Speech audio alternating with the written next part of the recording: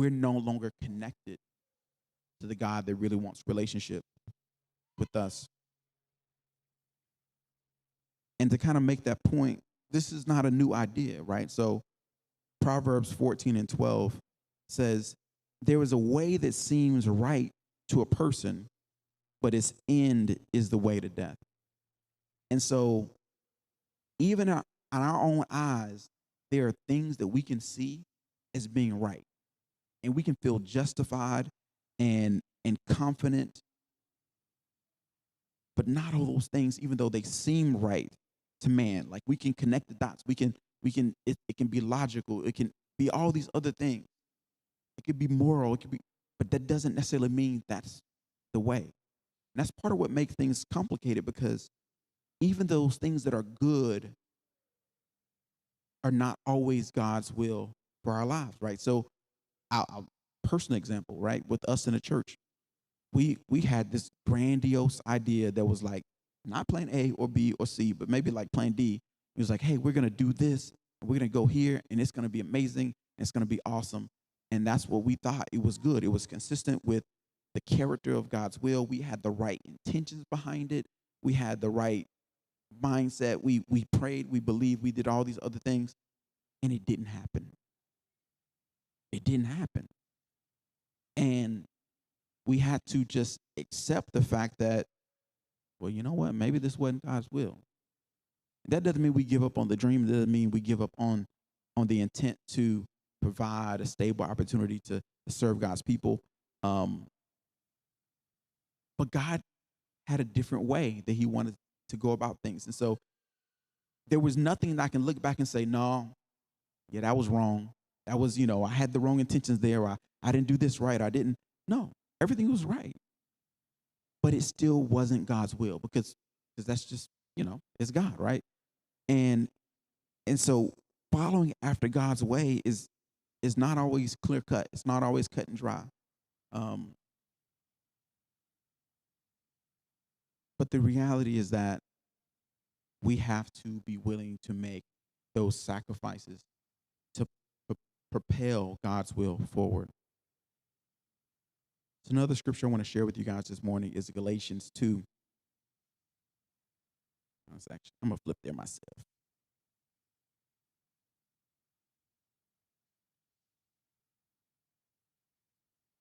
So this is Paul writing to the Galatian church. We're going to pick things up at verse 20. So this is Paul talking. He says, I have been crucified with Christ, and I no longer live, but Christ lives in me. The life I now live in the body, I live by faith in the Son of God who loved me and gave himself for me. Let me pause right there.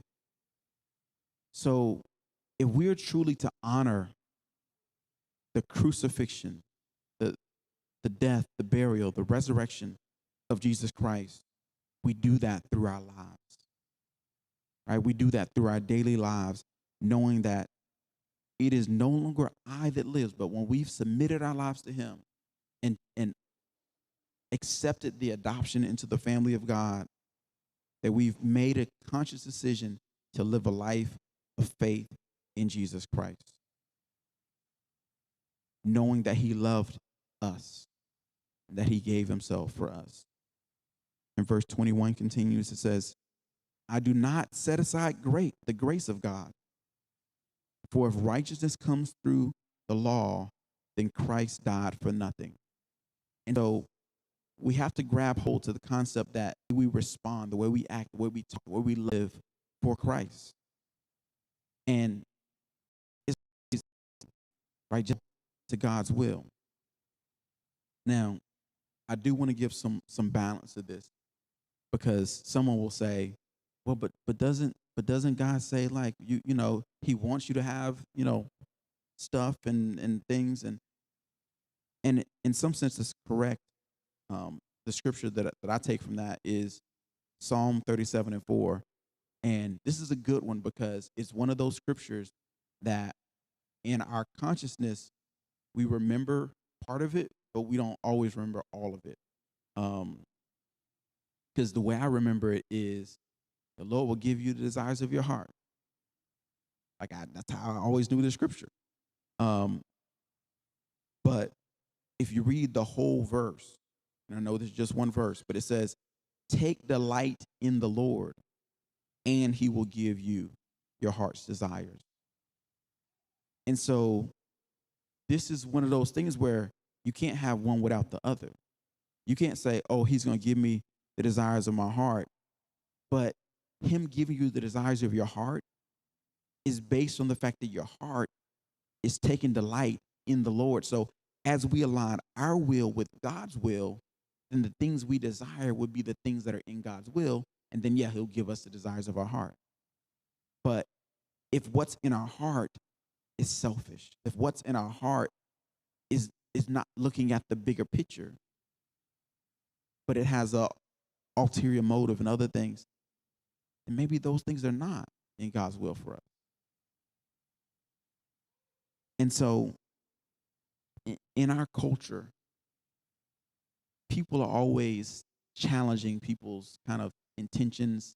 I actually started to lead with this, but I feel relevant to kind of to catch it now.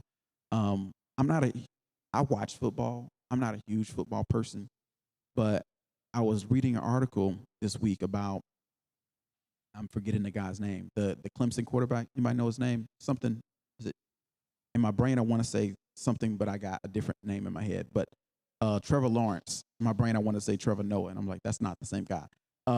So yeah, Trevor Lawrence. So he's the Clemson quarterback. Basically, he's like 99.9% going to be the number one draft pick in the NFL draft because he's had an amazing career.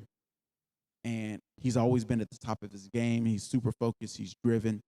But over the years, he's made some statements that make people challenge and question his dedication to the game.